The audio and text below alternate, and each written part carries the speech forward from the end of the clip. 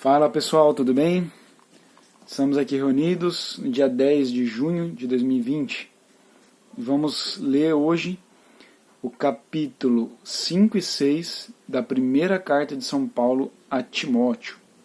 Então iniciemos em nome do Pai, do Filho e do Espírito Santo. Amém. Vinde Espírito Santo, enchei os corações dos vossos fiéis e acendei neles o fogo do vosso amor. Enviai o vosso Espírito, e tudo será criado, e renovareis a face da terra. Oremos. Ó Deus, que instruístes os corações dos vossos fiéis com a luz do Espírito Santo, fazei que apreciemos retamente todas as coisas segundo o mesmo Espírito, e gozemos sempre da sua consolação, por Cristo Senhor nosso. Amém. Agora a gente vai no capítulo 5. Está na página 1519 da Bíblia Ave Maria.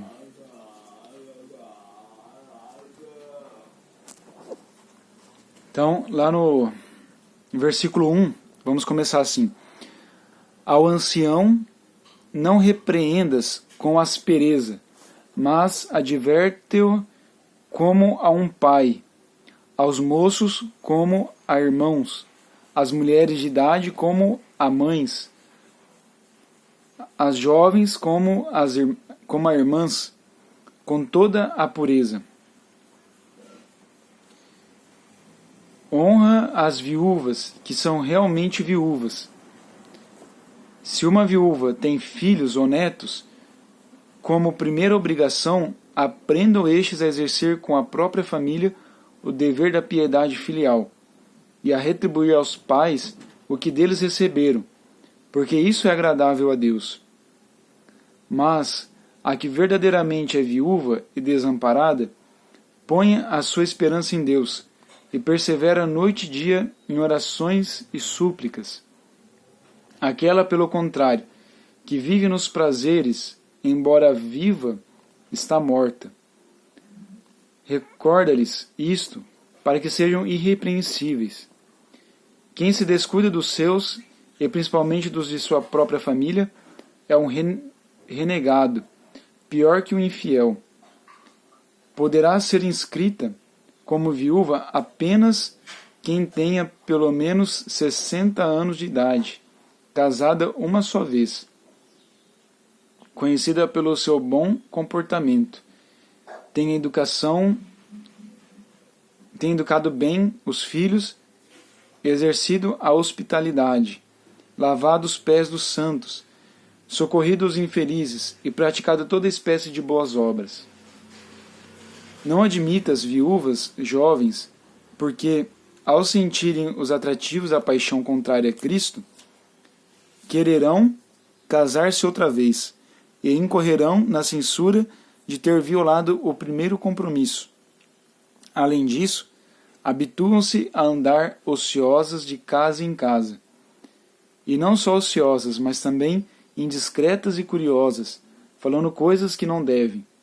Quero, pois, que as viúvas jovens se casem, cumpram os deveres de mãe e cuidem do próprio lar, para não dar a ninguém ensejo de crítica. Algumas já se perverteram para irem após Satanás. Se algum fiel tem viúvas em casa, procure dar-lhes assistência, de tal maneira que elas não sejam um peso para a igreja, a fim de que essa possa socorrer as que verdadeiramente são viúvas. Versículo 17. Os presbíteros, que desempenham bem o encargo de presidir, sejam honrados com dupla remuneração, principalmente aos que trabalham na pregação e no ensino. Pois, diz a Escritura, não atarás a boca ao boi quando ele pisar o grão. E ainda, o operário é digno do seu salário. Não recebas acusação contra um presbítero, senão por 2 ou 3 testemunhas. Aos que faltam às suas obrigações, repreende-os diante de todos, para que também os demais se atemorizem. Eu te conjuro, diante de Deus e de Cristo Jesus, e dos anjos escolhidos, a que guardes estas regras sem prevenção, nada fazendo por espírito de parcialidade. A ninguém imponhas as mãos inconsideradamente, para que não venhas a tornar-te cúmplice dos pecados alheios. Conserva-te puro.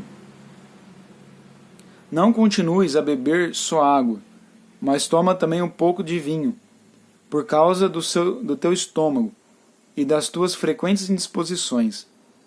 Os pecados dos homens às vezes são conhecidos já antes de levados a juízo, outras vezes o serão depois. Da mesma forma, as boas obras ou já são manifestas ou poderão permanecer ocultas. Então, se a gente for ver, capítulo 5, Paulo dá conselhos de como deve ser a conduta dos idosos, né, os anciãos, dos jovens, das mulheres, das moças. Ele fala do tratamento das viúvas, questão daquela que não tem família, né, aquela que não tem marido, não tem filho, não tem... Essa que é viúva, que está desamparada, que as comunidades possam socorrer. Mas aquela que é jovem, acabou de ficar viúva, ele orienta que elas casem para não ser um peso, né, para a comunidade, né, e que elas não desonrem o compromisso de serem fiéis a Cristo na oração, né, nas súplicas. Então são recomendações, né, para aquela época de como a igreja devia se portar, né, aos bispos, aos diáconos, aos presbíteros. Presbíteros são os padres, né, de hoje. Muito bem. Então agora a gente vai no capítulo 6, versículo 1. Todos os que vivem sob o jugo da servidão considerem seus senhores dignos de toda honra, para que não sejam caluniados o nome de Deus e sua doutrina. E os que têm patrões que abraçaram a fé, nem por isto os menosprezem, sob pretexto de serem irmãos. Ao contrário, deverão servi-los ainda melhor, pelo fato de que eles são fiéis, amados de Deus e participantes dos seus benefícios. Tal deve ser o tema de teus ensinamentos e de tuas exortações.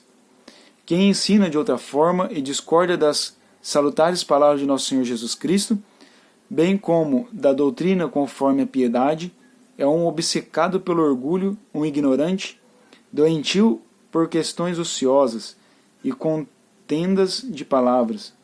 Daí se originam a inveja, a discórdia, os insultos, as suspeitas injustas, os vãos conflitos entre homens de coração corrompido e privados da verdade, que só vêem na piedade uma fonte de lucro.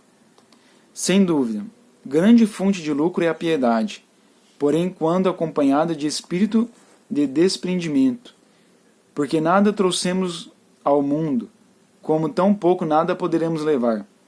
Tendo alimento e vestuário, contentemo-nos com isto. Aqueles que ambicionam tornar-se ricos caem nas armadilhas do demônio e em muitos desejos insensatos e nocivos, que precipitam os homens no abismo da ruína e da perdição. Porque a raiz de todos os males é o amor ao dinheiro. Acossados pela cobiça, alguns se desviaram da fé e se enredaram em muitas aflições. Mas tu, ó homem de Deus, foge desses vícios e procura com todo empenho a piedade, a fé, a caridade, a paciência, a mansidão. Combate o bom combate da fé. Conquista a vida eterna, para a qual foste chamado e fizeste aquela nobre profissão de fé perante muitas testemunhas. Em presença de Deus, que dá a vida a todas as coisas, e de Cristo Jesus, que ante Pôncio Pilatos abertamente testemunhou a verdade. Recomendo-te que guardes o mandamento sem mácula, irrepreensível até a aparição de nosso Senhor Jesus Cristo, a qual, a seu tempo, será realizada pelo bem-aventurado e único soberano, Rei dos reis e Senhor dos senhores, o único que possui a imortalidade e habita em luz inacessível, a quem nenhum homem viu nem pode ver. A ele honra e poder eterno. Amém. Exorta os ricos deste mundo a que não sejam orgulhosos, nem ponham sua esperança nas riquezas volúveis, mas em Deus, que nos dá abundantemente todas as coisas, para delas fruirmos.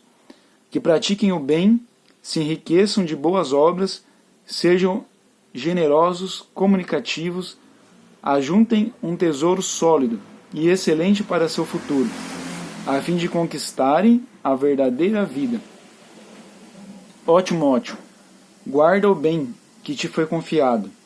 Evita as conversas frívolas e mundanas, assim como as contradições de pretensa ciência. Alguns, por segui-las, se transviaram da fé. A graça esteja convosco. Palavra do Senhor. Graças a Deus. Então que o Senhor nos abençoe pela intercessão da Virgem Maria, Deus que é Pai, Filho e Espírito Santo. Amém.